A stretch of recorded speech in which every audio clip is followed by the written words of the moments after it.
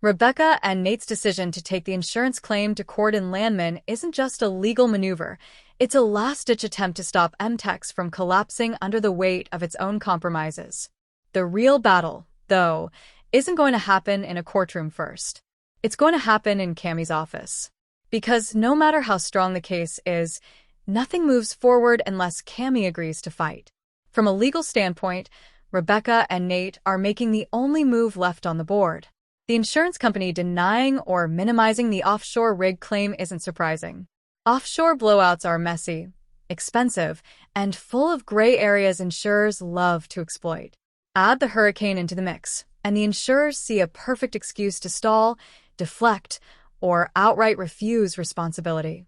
Going to court is the only way to force transparency and force accountability. But court means scrutiny, and scrutiny is exactly what Cammy has been trying to avoid. Cammy's hesitation makes sense when you look at her position.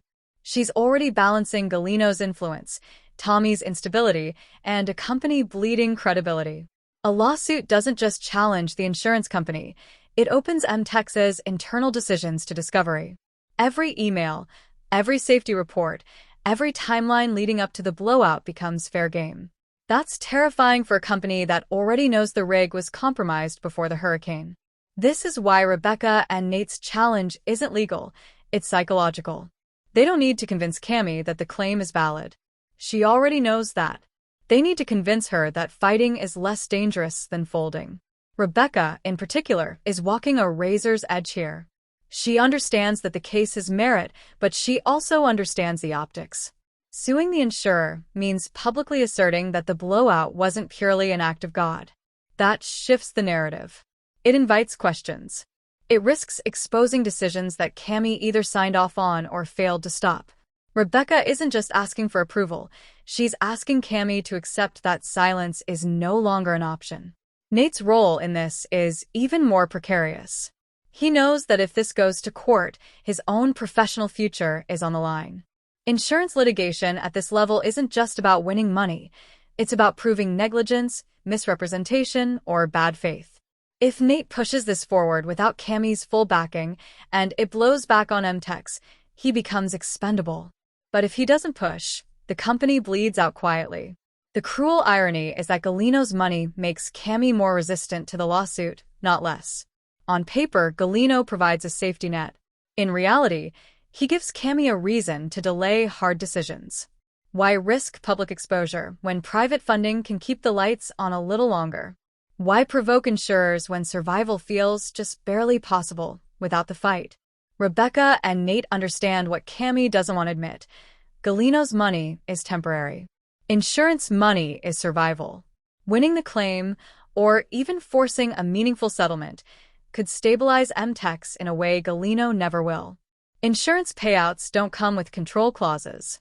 They don't whisper demands behind closed doors. They don't slowly rewrite who owns the company.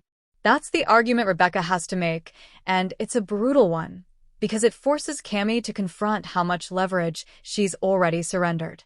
There's also the issue of precedent. If Mtex lets this denial stand, it sends the message that the company accepts blame by default. That weakness doesn't just affect this claim, it poisons every future negotiation. Insurers talk. Investors talk. Regulators talk. One quiet loss becomes a reputation for being easy to push around. Rebecca knows this, and she knows Cammy does too, even if she refuses to say it out loud. What makes this decision so volatile is Tommy's shadow hanging over it. A lawsuit will inevitably drag his leadership into focus. The blowout happened on his watch. The offshore expansion happened under his authority. If the case moves forward, Tommy becomes part of the story again, not as a fixer, but as a liability. That's another reason Cammy hesitates. Protecting the company may require exposing the man who helped build it. Rebecca and Nate aren't pretending this will be clean. They're arguing that it's necessary. Cammy's real fear isn't losing in court, it's losing control of the narrative. Once lawyers start talking publicly, once filings become public record, Mtex stops being able to hide behind the hurricane. The truth about timing, preparation, and pressure comes out. And once that happens, Cammy can't manage the fallout privately anymore. But refusing to go to court has consequences too, and that's the pressure Rebecca is applying.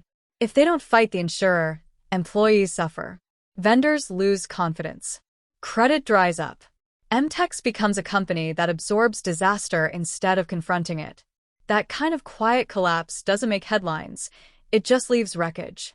The choice in front of Cammy isn't between safety and risk. It's between two kinds of risk: public exposure now, or private destruction later. Rebecca and Nate are betting that when Cammy truly understands that distinction, she'll choose the courtroom. Not because it's easy. Not because it's guaranteed. But because it's the only move that still treats Mtex like a company worth saving.